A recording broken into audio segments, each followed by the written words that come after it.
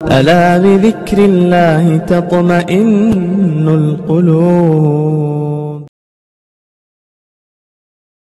حضرت مولانا اسماعیل شہید رحمۃ اللہ علیہ نے 1857 سے بہت پہلے انگریزوں کے خلاف جہاد کیا، اور میں آپ کو بتاتا چلوں کہ بطل حریت حضرت شیخ الہند مولانا محمود حسن اور شیخ الاسلام مولانا حسین احمد مدنی رحمۃ اللہ علیہ، جنہوں نے اپنے رفقا اور شاگردوں کے ساتھ ریشمی رومال تحریک شروع کی تھی اور درمیان میں آپ کی مخبری کر دی گئی، تو آپ کو جدہ سے مالٹا کے لیے گرفتار کر لیا گیا۔ اس وقت مولانا محمود حسن صاحب رحمۃ اللہ علیہ نے فرمایا تھا کہ میں الحمدللہ مصیبت میں تو گرفتار ہوں لیکن معصیت میں نہیں، یعنی گناہوں میں مبتلا نہیں ہوں، مصیبت تو ہے، یہ بھی اللہ تعالیٰ رفع کر دیں گے۔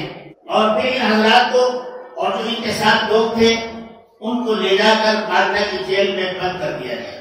وہاں روزانہ تکالیف دی جاتی تھی، روزانہ نئے انداز سے آپ کو ٹرانس کیا جاتا تھا۔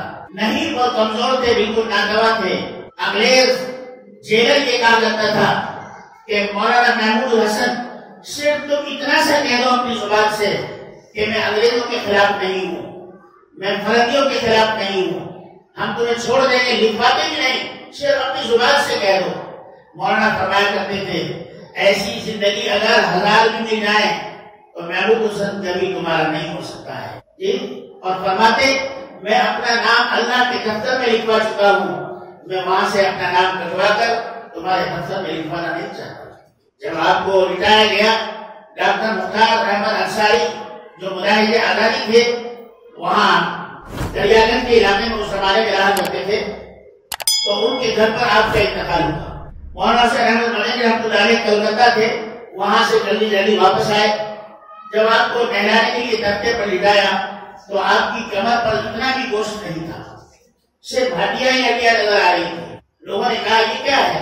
کہا کہ روزانہ حضرت کو کوڑے لگائے جاتے تھے اور خون بہتا تھا، اور یہ کہتے تھے کہ آج بھی بعد آ جاؤ تم انگریزوں کی مخالفت سے، اب بھی تم توبہ کر لو، لیکن حضرت فرماتے کہ کبھی نہیں ہو سکتا۔ یہاں تک کہ انگاروں پر لٹایا جاتا، انگارے ٹھنڈے ہو جاتے، لیکن آپ نے کبھی انگریزوں کی حامی نہیں بنی۔